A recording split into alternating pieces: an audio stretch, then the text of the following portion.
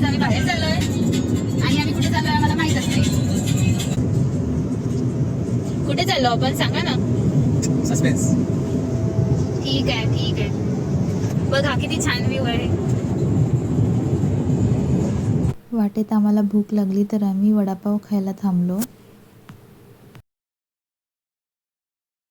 आता आम्ही नागपूरला पोहोचलेलो आहोत.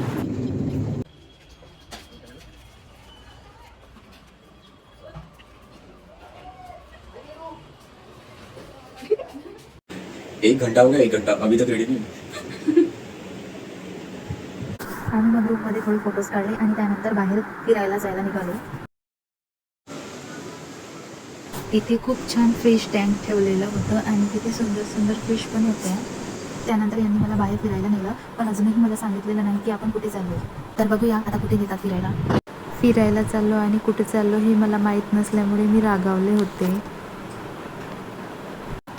मग यांनी मला महालक्ष्मी मंदिरमध्ये नेलं. खूप सुंदर मंदिर आहे आणि मला तिथे जाऊन खूप छान वाटलं. खूप छान प्रसन्न वातावरण आहे त्या मंदिरामधलं. फिरायला चाललो आणि कुठे चाललो हेच मला माहीत नाही नेमकं, आणि मला बिलकुल सस्पेन्समध्ये ठेवत आहे यांनी.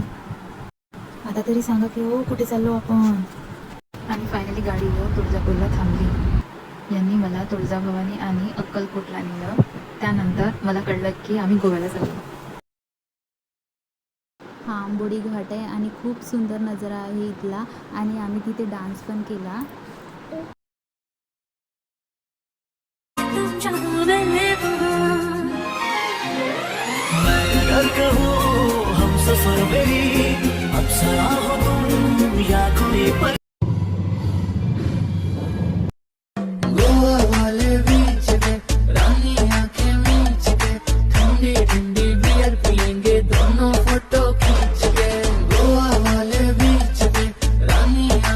आम्ही बीचवर खूप एन्जॉय केलं आणि आमच्यासोबत ताई आणि दादांनी पण खूप एन्जॉय केलं. बघू शकता तुम्ही इथे किती सुंदर वातावरण आहे. रात्री रिसॉर्टवर थांबलो आणि त्यानंतर सकाळी जेजुरीला जायला निघालो आम्ही. पावसामुळे वातावरण खूप सुंदर होतं आणि आम्ही फायनली जेजुरीला पोहोचलो. शिव शंभूच अवतार देवा तूच मल्हार, भैरवनाथाच अवतार देवा तूच मल्हार, उधली तो देवा भंडार करुणी तुझा जागर, वाजवी तो देवा संबळ मांडुनी तुझा गोंधळ. शिव शंभू. आम्ही भरपूर ठिकाणं फिरलो आणि खूप एन्जॉय केलो आणि खूप सारे फोटोज काढले प्रत्येक ठिकाणी.